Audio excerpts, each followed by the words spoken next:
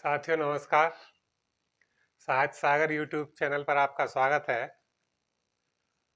आइए जो बाकी रस हमारे रह गए उनको पढ़ते हैं आज। यहाँ पर जो रस पढ़ाए वो 5-6 अब तक पढ़ा दिए और अब ये 5 रस बाकी हैं। वैसे रसों की संख्या 9 है, लेकिन एक भक्ति रस और दूसरा वात्सल रस, इस रस की गिनती भी श्रृंगार रस में कर ली जाती है। इस कारण यहाँ पर जो संख्या दे दी गई है वो 11 है, तो यहाँ पर हम 11 के हिसाब से बताते हैं। पहले रसों को विस्तार से बताया और उसमें कई उदाहरण दिए। यहाँ पर हम शॉर्ट परिभाषा और एक ही उदाहरण दे रहे हैं, जिससे जल्दी से जल्दी कम समय में कई रसों को पढ़ा जा सके। तो अब जो रस हैं आज उनको लेंगे। श्रृंगार, हास्य, अद्भुत, विवत्स और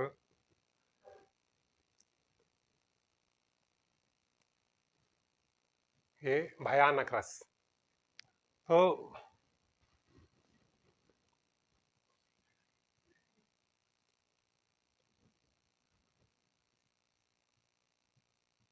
हिंदी रस,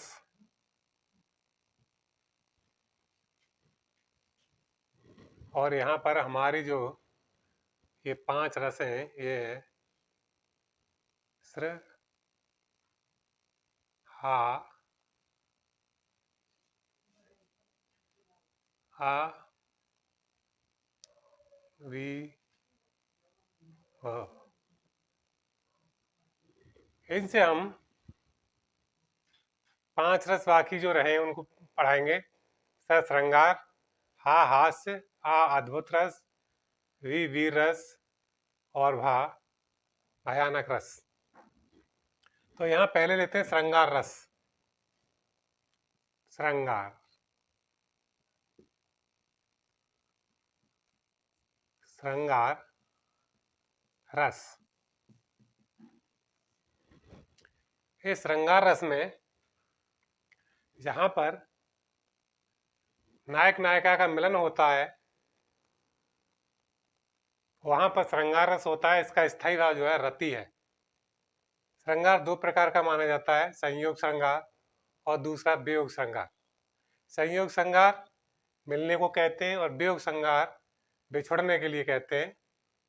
तो देखिए, श्रृंगार जहां पर नायक और नायिका का मिलन होता है, नायक और नायिका का मिलन होता है,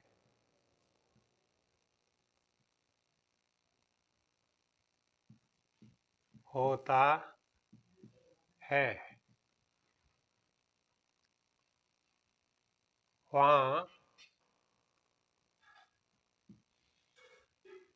श्रृंगार रस होता है। श्रृंगार रस होता है। इसका स्थायी भाव रति है। इसका स्थायी भाव रति है, रति है। यहाँ पर स्थायी भाव रति के द्वारा श्रृंगार रस होता है। तो ये श्रृंगार रस 2 प्रकार का होता है। नंबर 1 होता है संयोग श्रृंगार और दूसरा होता है वियोग श्रृंगार। तो संयोग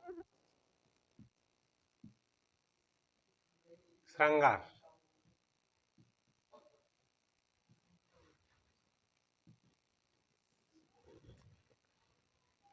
इसमें सभी रसों में सबसे ज्यादा जो अच्छी परिभाषा मानी गई वो आचार्य भरत की है, भरत मुनि की। उन्होंने अपनी परिभाषा में दिया विभावानुभाव संचारी संयोगादस रस निष्पत्ति, अर्थात विभाव अनुभाव और संचारी भाव के संयोग से रस की उत्पत्ति होती है। तो यहाँ हम वही लिखेंगे, भाव विभाव अनुभाव अनुभाव और संचारी भाव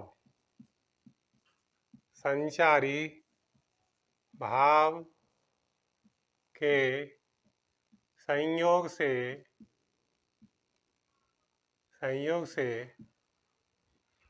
रति नामक स्थायी भाव की जागृति होती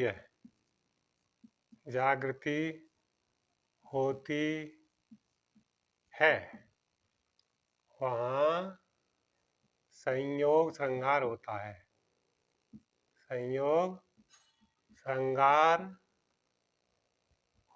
है। उदाहरण देखते हैं। उदाहरण, लता ओट तब सखिन लखाए।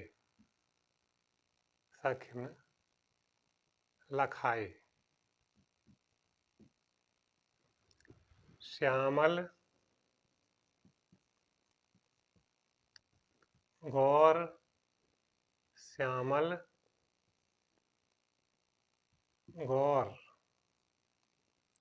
किशोर सोहाय।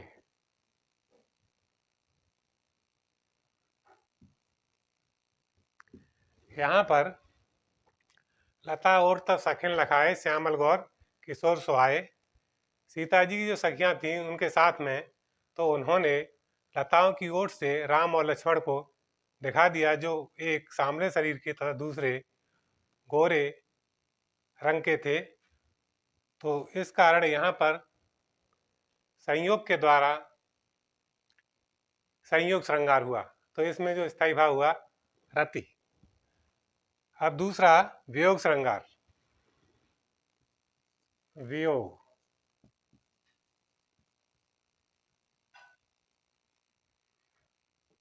वियोग श्रृंगार,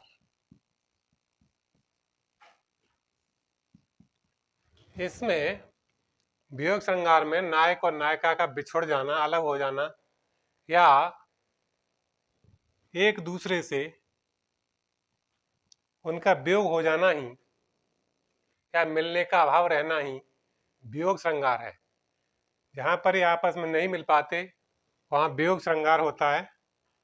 तो इसमें भी वही है, भाव विभाव अनुभाव और संचारी भाव के संयोग से। तो इसमें भाव विभाव अनुभाव और संचारी भाव, सारी भाव के संयोग से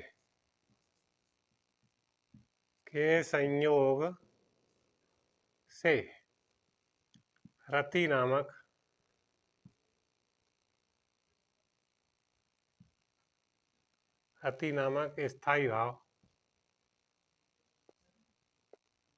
स्थायी भाव की जागृति होती है।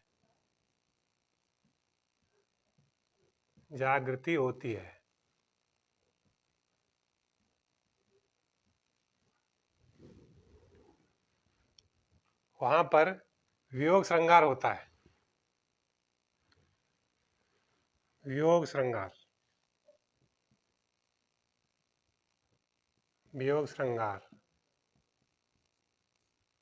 अथवा बिछुड़ना है ये, इसे विप्लम श्रृंगार भी कहते हैं।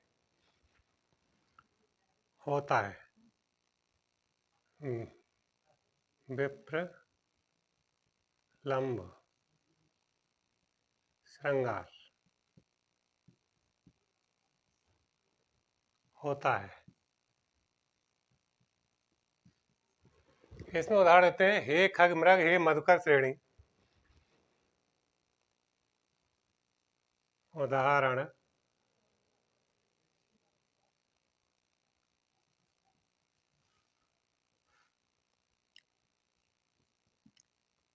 हे खग मृग हे मधुकर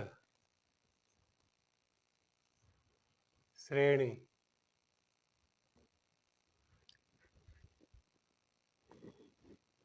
तुम देखी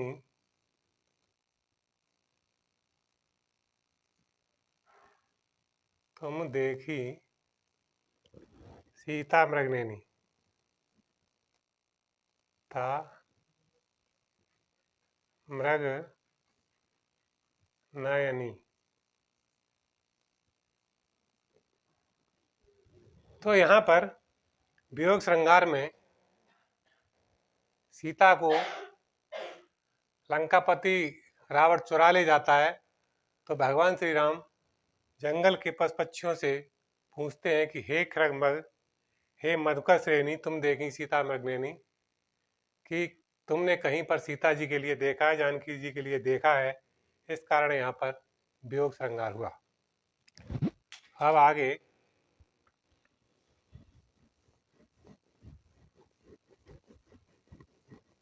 जो है वियोग श्रृंगार के बाद हास्य लेते हैं, हास्य रस।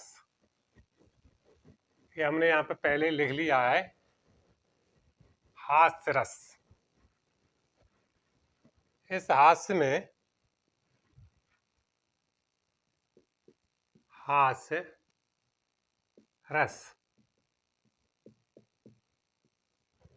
इसमें किसी की विकृत वेशभूषा आदि को देख करके मन में जो विरोध का भाव पैदा होता है उसे हास्यरस कहते हैं। हम वही लिखेंगे परिभाषा, भाव विभाव अनुभाव, भाव विभाव अनुभाव, अनुभाव और संचारी भाव, संचारी भाव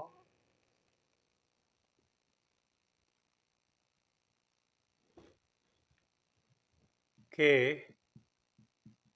संयोग द्वारा हास नामक स्थायी भाव की जागृति होती है।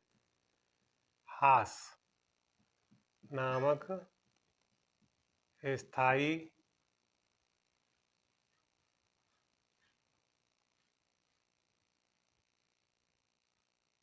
भाव की जागृति होती है। जागृति होती है, वहां पर हास्य रस होता है, हास्य रस होता है। तो यहाँ पर ये सभी में रहते हैं, भाव विभाव और अनुभाव तथा संचारी भाव। और स्थायी भाव बदल जाता है, तो यहाँ जो स्थायी भाव है वो है हास। इसका अर्थ होता है हंसना। तो हास के द्वारा ही यहाँ पर हास रस की उत्पत्ति हुई, अतः हास ही पुष्ट होकर के हास रस में परिवर्तित हो जाता है। उदाहरण देखते हैं। उदाहरण, इसमें गंजे सिर को देखकर, गंजे सिर को देखकर,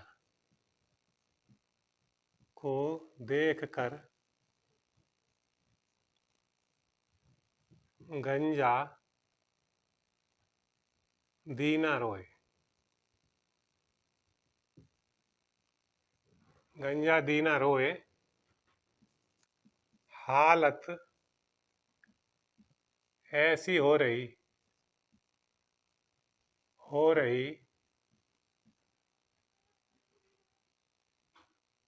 बाल न बांका हुए, बाल न बांका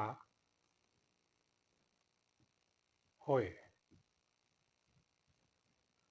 अर्थात अपने गंजे सिर पर हाथ रख कर के गंजा रोने लगा, फिर विचार करने लगा कि मेरी तो हालत ही ऐसी है, सर पर पहले से ही कोई बाल नहीं है, और यदि किसी से कोई लड़ाई झगड़ा हो जाता है तो बाल तो पहले ही नहीं है।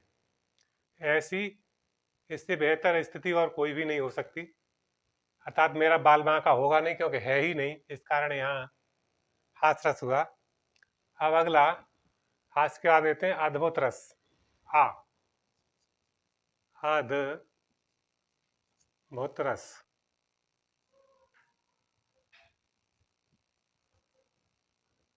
अद्भुत रस।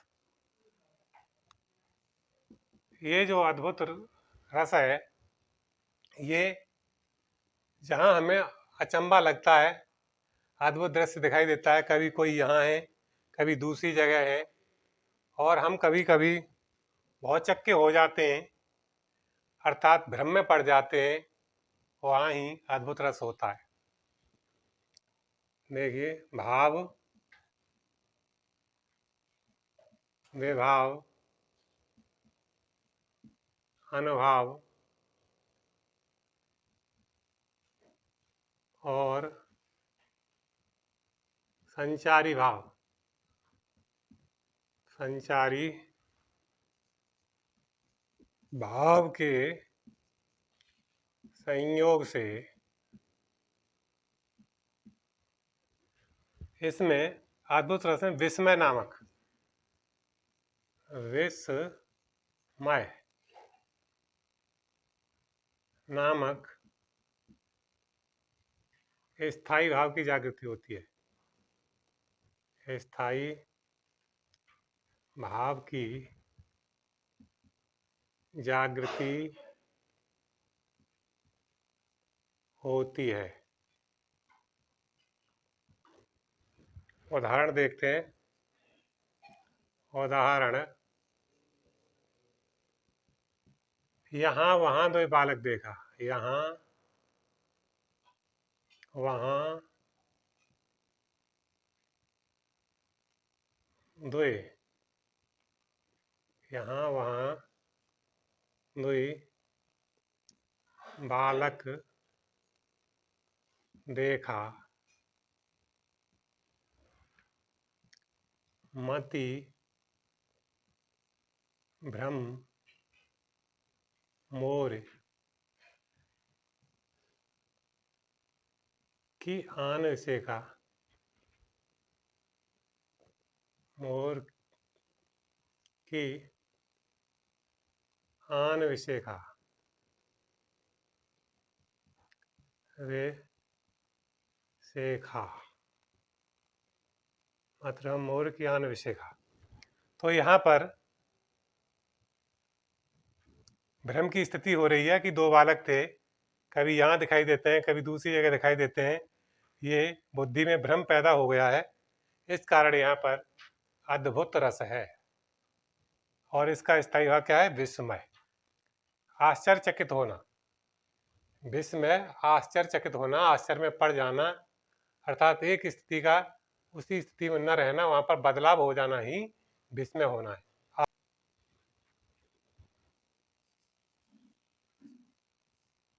भयानक रस, भयानक रस में भय का भाव पैदा होता है, और उस भय के भाव में हमारे स्थायी भाव ये सभी रहेंगे, भाव, विभाव, अनुभाव, संचारी भाव।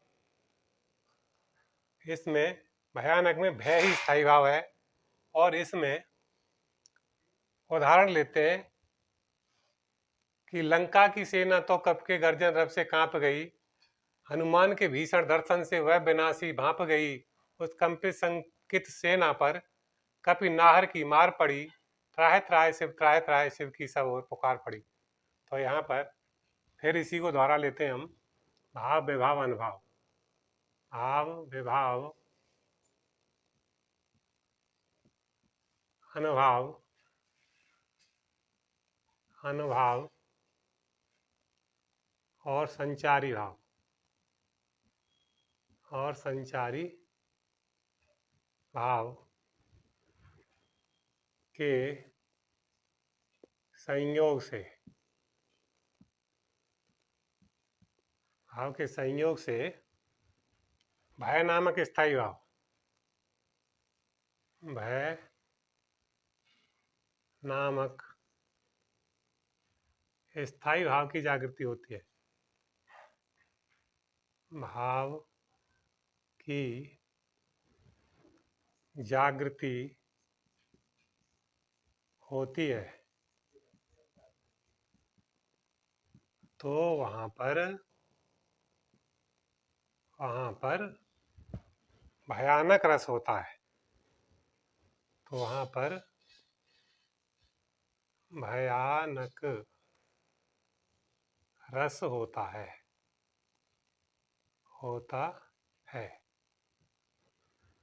भय स्थायी भाव के कारण ही यहाँ पर भयानक रस है। उदाहरण देख लेते हैं।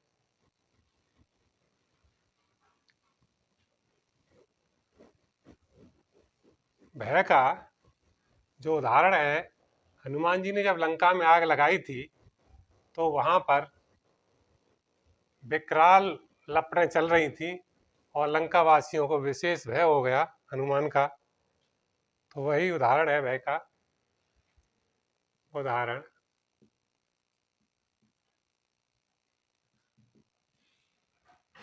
लंका की सेना तो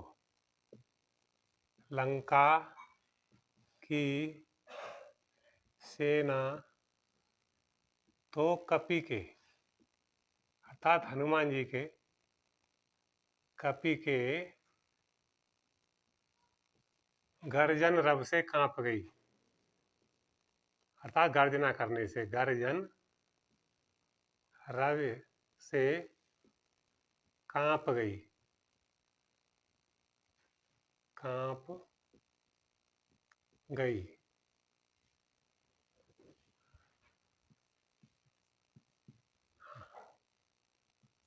हनुमान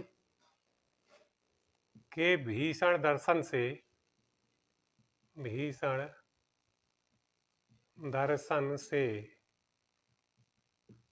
वह विनाश ही भांप गई, वह विनाश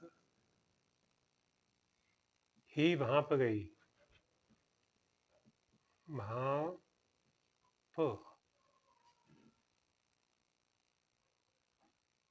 गई, वह विनाश ही भांप गई। उस कंपित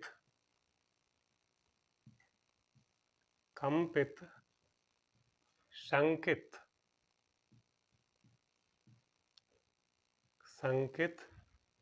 सेना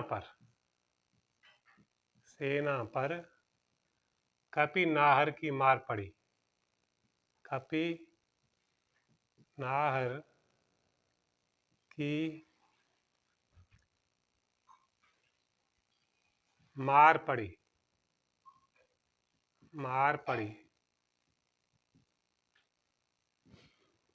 त्राहि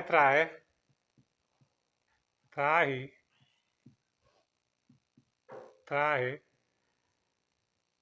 शिव, त्राहि त्राहि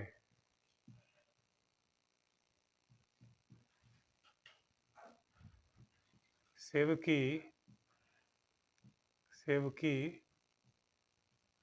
सब ओर पुकार पड़ी,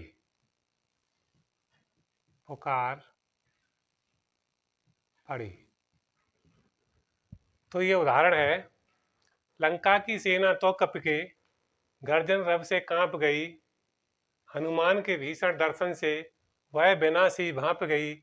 उस कंपित संकित सेना पर कपि नाहर की मार पड़ी, त्राहि त्राहि शिव की सब ओर पुकार पड़ी, अर्थात सभी लंकावासी भगवान शंकर से प्रार्थना करने लगे कि हमें बचाओ बचाओ बचाओ, इस तरह से पुकार आने लगी। तो यहाँ भय के कारण इसमें भयानक रस हुआ। तो ये सभी रसों को यहाँ पर पढ़ाया, बताया। इनमें हमने भाव विभाव अनुभाव संचारी भाव, जो भरत मुनि के द्वारा जो परिभाषा है वही सब में है लगातार, क्योंकि बिना इनके रस हो ही नहीं सकता जब ये चीजें जहाँ पर नहीं होंगी। तो इस वजह से यही परिभाषा लिए और एक एक उदाहरण दिए जो शीघ्रता से शीघ्र, जल्दी से जल्दी याद होंगे। इस तरह से यहाँ पर ये रस हमने छोटी परिभाषा में दिए सभी। तो हम आशा करते हैं कि ये रस आपके लिए काफ़ी उपयोगी सिद्ध होंगे और आप इनसे लाभ उठाएंगे। इसके लिए हमारे चैनल के लिए सब्सक्राइब करें, लाइक करें, कमेंट करें। और इसमें रसों के बाद अब आगे काव्य सौंदर्य के तत्व में ही हमने रस को पढ़ाया, अलंकारों को पढ़ाया, और आगे फिर छंद लेंगे जिनको काफ़ी अच्छी तरह से आपके सामने यहाँ पे प्रस्तुत करेंगे। तो आज बस इतना ही। जय हिंद, जय भारत।